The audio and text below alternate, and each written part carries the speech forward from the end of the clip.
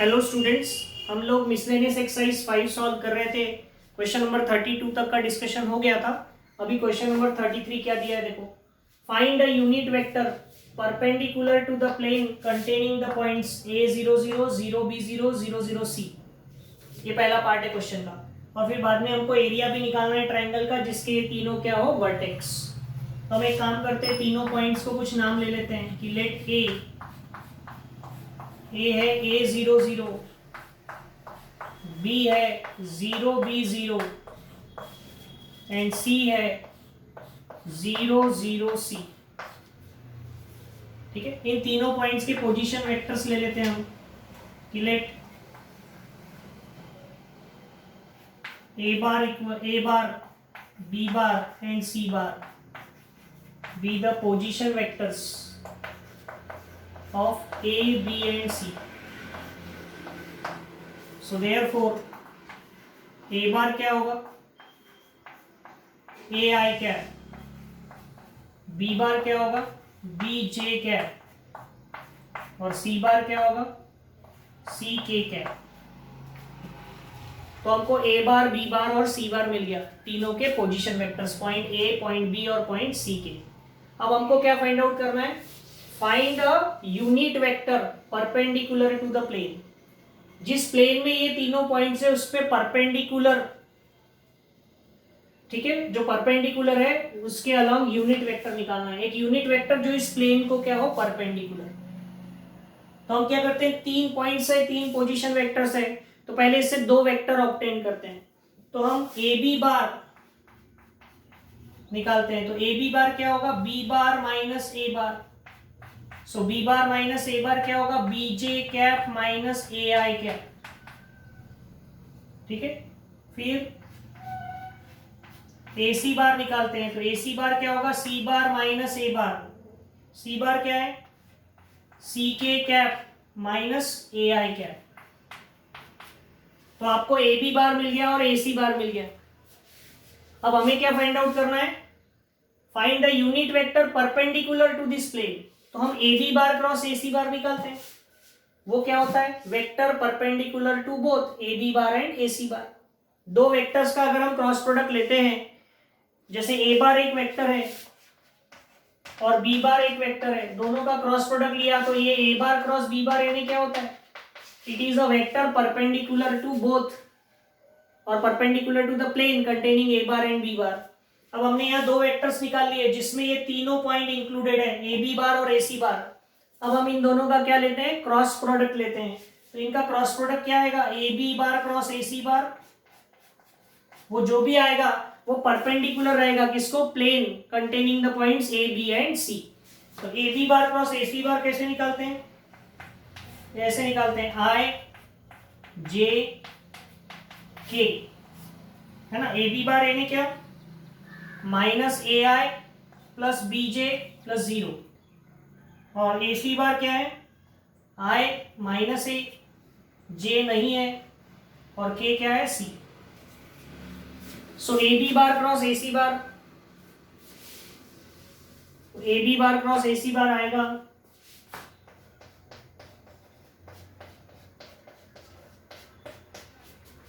आई इन दोनों का इंटू यानी B C minus 0 minus J cap इन दोनों का इंटू यानी माइनस ए सी, और प्लस के कैप यानी 0 प्लस ए बी। ये क्या आएगा, B C I cap plus A C J cap plus A B के कैप। ये वाली, ये किसकी वैल्यू आ गई, ए B bar cross A C बार की। लेकिन हमको वेक्टर नहीं निकालना था, हमको यूनिट वेक्टर निकालना था। और हमको कोई भी यूनिट वेक्टर निकालना हो तो क्या करते हैं, पहले वेक्टर निकाल लिया, बाद में उसका मैग्नीट्यूड निकालते हैं, और फिर दोनों का क्या लेंगे, ratio. So A B bar cross A C bar जो निकला है इसका मैग्नीट्यूड लेते हैं। तो किसी भी वेक्टर का मैग्नीट्यूड यानी क्या, अंडर रूट आई के कोएफिशिएंट का स्क्वायर यानी बी सी का स्क्वायर, जे के कोएफिशिएंट का स्क्वायर यानी ए सी का स्क्वायर, और के कोएफिशिएंट का स्क्वायर यानी ए बी का स्क्वायर। ये आएगा B square C square A square C square plus A square B square.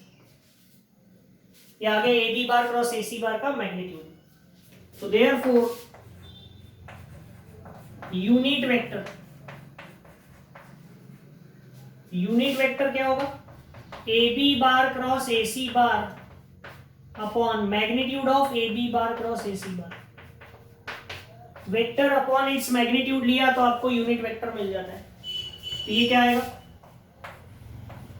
B C I cap plus A C J cap plus A B के cap upon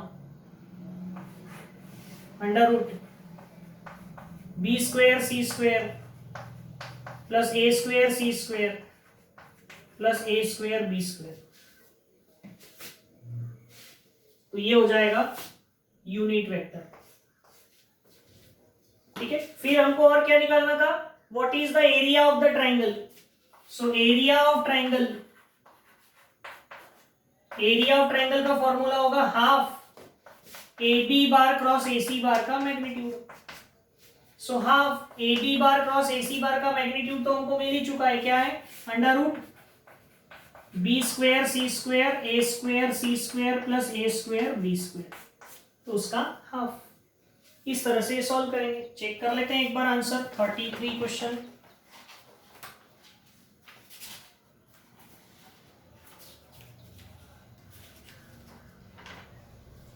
B C I plus A C J plus A B K upon B square C square A square C square A square B square. Okay, यही इसका answer दिया हुआ है दोनों part. तो इस तरह से सॉल्व करना है।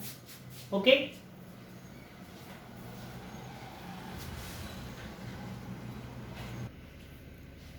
अब देखो ये क्वेश्चन नंबर 34 क्या दिया है, state whether each expression is meaningful, if not explain why, and if so state whether it is vector और अ स्केलर। आपको ये यहाँ पर कुछ 12 टर्म्स दिए हुए हैं, आपको बताना है इनमें से कौन मीनिंगफुल है और कौन मीनिंगफुल नहीं है। मीनिंगफुल नहीं है तो क्यों नहीं है, और अगर है तो वो उसका रिजल्ट जो है वो स्केलर आएगा या वेक्टर आएगा, ये बताना है। तो देखो ये पहला, ये B bar cross C bar, A bar dot B bar cross C bar है, तो ये मीनिंगफुल है क्या, है। ये स्केलर ट्रिपल प्रोडक्ट का फॉर्मूला है ना, तो इट इज मीनिंगफुल। ठीक है, और ये क्या है, स्केलर ट्रिपल प्रोडक्ट है। और इसका फाइनल आंसर, क्योंकि ये मीनिंगफुल है तो आपको बताना है कि रिजल्टेंट स्केलर आएगा कि वेक्टर आएगा। तो इसका रिजल्टेंट क्या आता है, स्केलर, इसलिए तो नाम है इसका स्केलर ट्रिपल प्रोडक्ट। ठीक है, ये मीनिंगफुल है क्या, नहीं है। तो देखो ये बी बार डॉट सी बार आप करोगे तो ये स्केलर क्वांटिटी आएगी।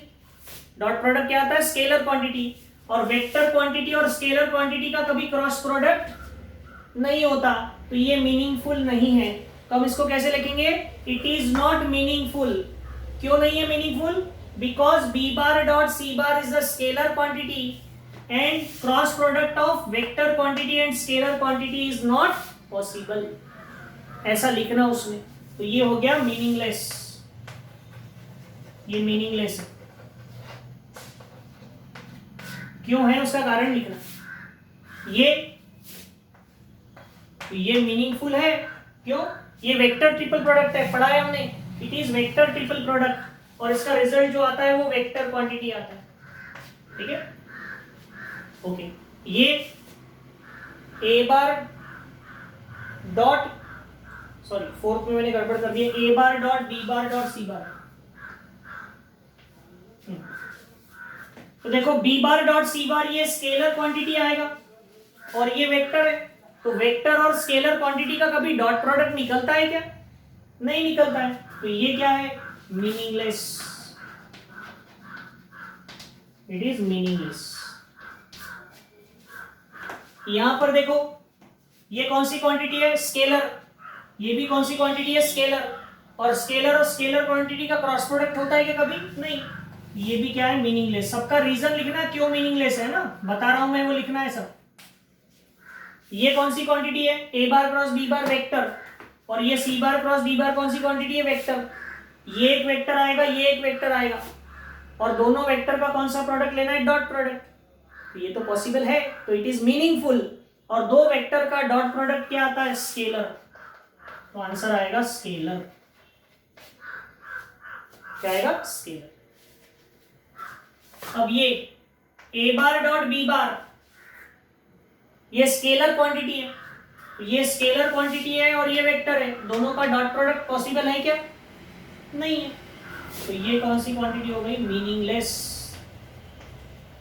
मीनिंगलेस हो गई। यहां पर देखो A bar dot B bar क्या है, स्केलर क्वांटिटी आएगी, और स्केलर क्वांटिटी के मल्टीप्लीकेशन में सी बार लिखा है, लेकिन यहाँ डॉट प्रोडक्ट या क्रॉस प्रोडक्ट नहीं है क्या कोई डॉट या क्रॉस, नहीं। तो ये पॉसिबल है, तो ये मीनिंगफुल है। तो ये एक स्केलर क्वांटिटी आएगी और मल्टीप्लाई में वेक्टर है, तो रिजल्ट क्या आएगा, वेक्टर। अगर यहाँ डॉट लग जाता, क्रॉस लग जाता, तो फिर वो मीनिंगलेस हो गया रहता। अरे ये बात समझ में, यहाँ पर ये एक स्केलर है, मैग्नीट्यूड है ना, तो मैग्नीट्यूड यानी स्केलर क्वांटिटी, और स्केलर क्वांटिटी, और ये भी एक स्केलर है, और स्केलर का मल्टीप्लीकेशन पॉसिबल है, तो आंसर आएगा स्केलर। यहां पर बी बार प्लस सी बार एक वेक्टर है और ये भी एक वेक्टर है, दोनों का डॉट प्रोडक्ट पॉसिबल है, और डॉट प्रोडक्ट हमेशा स्केलर होता है। यहां पर ए बार डॉट बी बार एक स्केलर क्वांटिटी आएगी, और स्केलर और वेक्टर का सम पॉसिबल नहीं है, तो ये मीनिंगलेस है, ये मीनिंगलेस हो जाएगा। यहां पर ए बार यानी एक स्केलर मैग्नीट्यूड है ना, तो स्केलर हो गया, और ये वेक्टर, स्केलर और वेक्टर का कभी डॉट प्रोडक्ट नहीं होता, ये भी मीनिंगलेस है। ठीक है, तो मीनिंगलेस है तो क्यों है, और मीनिंगफुल अगर है तो स्केलर आएगा कि वेक्टर, ये आपको इस क्वेश्चन में बताना है। तो ऐसे ही क्वेश्चन नंबर 34 पूरा सॉल्व करेंगे। Okay,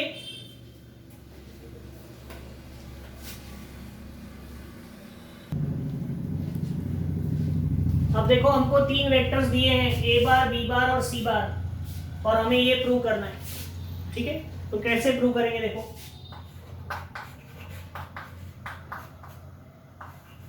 A bar plus B bar plus C bar cross C bar plus A bar plus B bar plus C bar cross B bar plus B bar minus C bar cross A bar, ऐसा दिया हुआ है। इसमें correction करना है, question में यहाँ plus लिखा हुआ है, यहाँ इक्वल्स टू नहीं दिया हुआ है, so make the correction in the question. थोड़ा प्रिंट मिस्टेक है उसमें। अब यहाँ माइनस किया, यहाँ इक्वल्स टू, ये प्रूव करना है हमको, तो क्या करेंगे, सी बार का क्रॉस प्रोडक्ट लेते हैं एक एक टर्म के साथ। So A bar cross C bar plus B bar cross C bar plus C bar cross C bar plus A bar cross B bar plus B bar cross B bar plus C bar cross B bar plus B bar cross A bar minus C bar cross A bar, ऐसा आएगा। ठीक है, तो ये क्या हो जाएगा, हमें 2 ए bar cross C bar prove करना है उसको। ठीक है, तो A bar cross C bar plus B bar cross C bar, ये C bar cross C bar 0 हो जाएगा, plus A bar cross B bar, ये B bar cross B bar 0 हो जाएगा, C bar cross B bar plus B bar cross A bar minus C bar cross A bar, ये दो underline term 0 हो गए। अब A bar cross C bar plus B bar cross C bar plus A bar cross B बार, मैं ये C bar cross B बार को अगर B bar cross C बार लिख दूं, तो ये प्लस का माइनस करना पड़ेगा मुझे, और ये बी बार क्रॉस ए बार को अगर मैं ए बार क्रॉस बी बार लिख दूं, तो इसको भी माइनस लिखना पड़ेगा, और minus C bar cross A बार।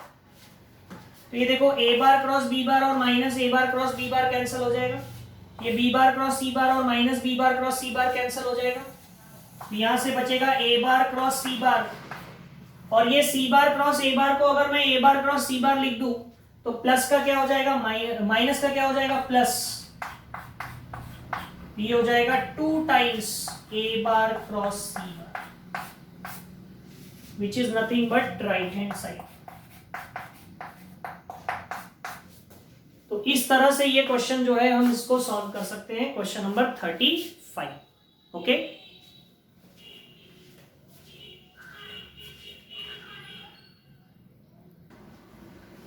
अब देखो ये नेक्स्ट क्वेश्चन नंबर 36 क्या है। यहाँ पर भी करेक्शन है, यहाँ पर ए बार इक्वल्स टू 0 दिया था, A bar is not equals to 0 है। ओके, और हमें पहले पार्ट में दिया है कि A bar dot B bar equals to A bar dot C bar है। तो हमको पूछा है कि बताओ क्या बी बार और सी बार इक्वल होंगे, is B bar equals to C bar. Prove नहीं करना है या नहीं बताना है। तो देखो first part, given that A bar dot B bar equals to A bar dot C bar. तो हमको पता है कोई भी दो वेक्टर्स का डॉट प्रोडक्ट यानी क्या होता है, ए बार का मैग्नीट्यूड बी बार का magnitude cos of angle between them, उनके बीच का एंगल हमने θ1 ले लिया। और वैसे ही बी ए बार डॉट सी बार यानी ए बार का मैग्नीट्यूड सी बार का मैग्नीट्यूड कॉस ऑफ θ2। ठीक है, अब ए बार का मैग्नीट्यूड 0 नहीं है, ए बार 0 नहीं है, तो दोनों साइड से ए बार और ए बार कैंसिल हो जाएंगे। तो ये क्या हो जाएगा, बी बार का magnitude cos θ1 is equals to C bar का मैग्नीट्यूड कॉस θ2। तो इन दोनों का प्रोडक्ट इक्वल्स टू इन दोनों का प्रोडक्ट है, लेकिन ये θ1 और θ2, ये θ1 और θ2 ये दोनों अलग अलग है ना। तो जब cos θ1 और cos θ2 अलग अलग है तो बी बार और सी बार भी इक्वल नहीं हो सकते। क्यों, देखो इन दोनों का प्रोडक्ट और इन दोनों का प्रोडक्ट इक्वल है, ये और ये अलग है तो इन दोनों को अलग होना ही पड़ेगा। 5 4 सा 20 और 10 2 सा 20, तो जब ये दोनों सेम नहीं है तो ये दोनों भी सेम नहीं होंगे।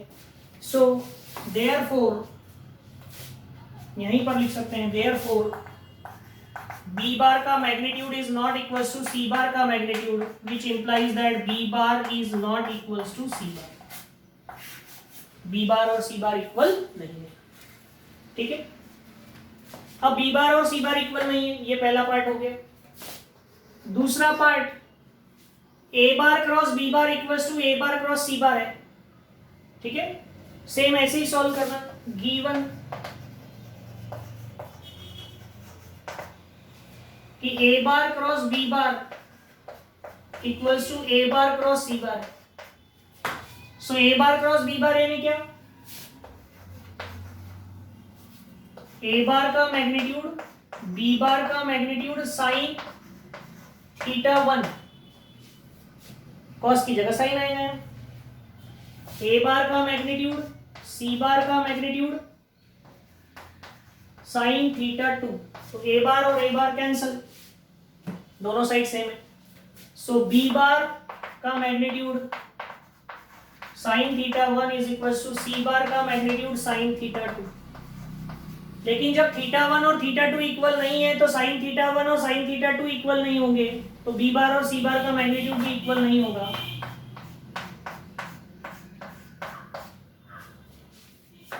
तो हम ऐसा कह सकते हैं कि B bar is not equals to C bar. Okay, तो this is what we second. Now third part, इसमें आपको A bar dot B bar equals to A bar dot C bar दिया है और A bar cross B bar equals to A bar cross C bar दिया है। So given, क्या given दिया है कि A bar dot B bar equals to A bar dot C bar. तो हम इसको ऐसा लिख सकते हैं क्या, A bar dot B bar minus A bar dot C bar equals to 0। So A bar dot B bar minus C bar equals to 0, equation 1। और वैसे ही दूसरे पार्ट में क्या दिया है, also A bar cross B bar equals to A bar cross C bar. तो A bar cross B bar minus A bar cross C bar equals to 0। So A bar common, B bar minus C bar equals to 0 आएगा sir, equation 2। तो देखो हम क्या करते हैं, ये जो B bar minus C bar है, ए बार के साथ उसका डॉट प्रोडक्ट भी 0 आ रहा है और ए बार के साथ उसका क्रॉस प्रोडक्ट भी 0 आ रहा है। So the dot and cross product of A bar with B bar minus C bar is 0। ऐसा तभी पॉसिबल है, देखो एक ही वेक्टर ए बार का एक ही vector B bar minus C बार के साथ डॉट भी 0 और क्रॉस भी 0 तभी आ सकता है, क्योंकि डॉट प्रोडक्ट में कॉस थीटा आता है, क्रॉस प्रोडक्ट में साइन थीटा आता है। अगर थीटा 0 हो तो डॉट प्रोडक्ट 0 नहीं होगा, और अगर थीटा 90 हो तो क्रॉस प्रोडक्ट 0 नहीं होगा। लेकिन यहाँ दोनों 0 आ रहे हैं, इसका मतलब ही एक है कि ये जो सेकेंड वाला वेक्टर है ये 0 होगा। क्यों? ए बार तो 0 नहीं है, ये तो पहले लिख दिया है। और दो वेक्टर का डॉट प्रोडक्ट 0 होने के दो कारण हो सकते हैं, या तो दोनों में से कोई एक वेक्टर 0 हो, या दोनों के बीच एंगल 90 हो। लेकिन अगर ए बार और बी बार माइनस सी बार के बीच एंगल अगर 90 हो गया तो फिर ये 0 नहीं होगा, क्योंकि क्रॉस प्रोडक्ट में साइन आता है, साइन 91 होता है। इसका मतलब ये है कि दोनों वेक्टर्स यानी ए बार और बी बार माइनस सी बार में से ही कोई एक 0 है। अब उसने पहले ही बता दिया था कि ए बार तो 0 है नहीं, तो बचा कौन? तो इसका मतलब है कि B bar minus C bar जो है वो 0 होगा, और बी बार माइनस सी बार अगर 0 हो गया तो बी बार इक्वल्स टू क्या आ जाएगा? सी बार। ठीक है, तो हम थर्ड पार्ट में बोल सकते हैं कि यस बी बार और सी बार क्या होंगे? इक्वल होंगे, लेकिन पहले दोनों पार्ट्स में वो इक्वल नहीं होंगे। ऐसे सॉल्व करेंगे इसको। ठीक है,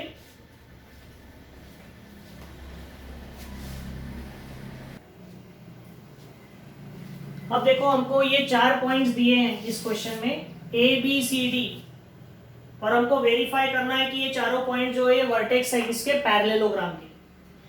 तो हम क्या करते हैं, चारों पॉइंट्स के पहले पोजीशन वेक्टर ले लेते हैं। Let A bar B bar C bar and D bar be the position vectors of vertices A, B, C and D respectively। ठीक है, सो देयरफॉर A बार क्या होगा? A बार होगा 3i प्लस 2j माइनस के। B बार क्या होगा? Minus 2i plus 2j minus 3k। सी बार क्या होगा? 3i plus 5j minus 2k। और डी बार क्या होगा? Minus 2i plus 5j minus 4। ठीक है, तो इनसे हम क्या करते हैं, साइड्स निकाल लेते हैं। तो थोड़ा बड़ा है, यही निकालते हैं। A B bar B bar minus A bar, तो B bar minus A bar यानी minus 2i plus 2j minus 3k minus A bar यानी 3i प्लस 2j माइनस 3। ये आएगा माइनस 5i, 2j कैंसिल हो जाएगा, minus 3k plus k minus 2 A B bar. अब C D बार निकालते हैं, तो सी डी बार क्या होगा? डी बार माइनस सी बार। सो डी बार कितना है? Minus 2i plus 5j minus 4k minus D बार कितना है, सॉरी सी बार कितना है? 3i plus 5j minus 2k।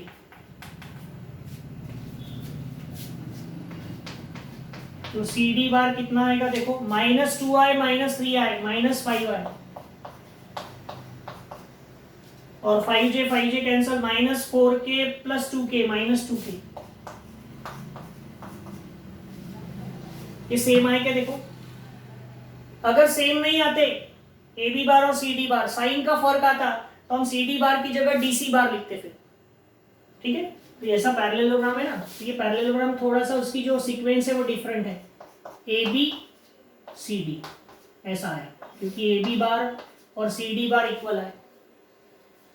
अगर सी डी बार इसके बराबर नहीं आता, मान लो ये +5 है, +2 के आ गया रहता तो इसको डी सी बार निकाले रहते फिर, लेकिन आ गया है। So A B bar equals to C D bar. लेकिन एक पेयर से नहीं होता है, आपको दूसरी पेयर भी निकालनी पड़ेगी। अब दूसरी पेयर कौन सी है? ए सी बार। सो ए सी बार यानी क्या? सी बार माइनस ए बार। तो देखो सी बार कितना है? 3i + 5j, 3i + 5j - 2k, ये है सी बार। और माइनस ए बार क्या है? 3i + 2j - k, 3i + 2j - k। तो माइनस करेंगे तो 3i कैंसिल, 3j और -2k + k यानी -k। ए सी बार, फिर B D bar, B D bar यानी D bar - B bar, D bar यानी -2i + 5j -4k, और minus B bar, B bar यानी क्या? -2i + 2j -3k। तो ये क्या आएगा? ये i कैंसिल हो जाएगा, 5j - 2j 3j -4k + k -k। तो देखो सेम आ रहे हैं दोनों, A C bar equals to B D bar आ गया।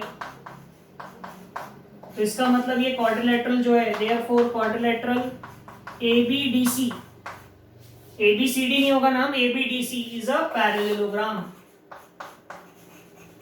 ये पैरेललोग्राम हो गया। तो हमारा ये पहला पार्ट प्रूव हो गया। अब इसका एरिया भी निकालना है। तो पैरेललोग्राम का एरिया है नहीं क्या? एरिया यानी हम इसकी दो एडजेसेंट साइड्स का क्रॉस प्रोडक्ट ले लेते हैं, A B bar cross B D bar, और उसका मैग्नीट्यूड। वेक्टर एरिया नहीं, एरिया निकालना है। तो A B bar cross B D bar निकालना पड़ेगा। So A B bar cross B D bar क्या होगा? आई जे के। ए बी बार क्या है? What is A B bar? -5 0 -2, और बी डी बार क्या है? 0 3 -1। ये आ जाएगा A B bar cross B D bar equals to I cap 0 + 6, ठीक है, -j 5 -0 और +k कैप यानी -15। ये क्या आएगा? 6i -5j -15k। और हमको एरिया निकालना था, यानी इसका मैग्नीट्यूड निकालना पड़ेगा। तो एरिया क्या आएगा? इसका मैग्नीट्यूड 6 का स्क्वायर प्लस -5 का स्क्वायर प्लस -15 का स्क्वायर, तो कितना आएगा? 36 + 25, ठीक है, और -15 यानी 225।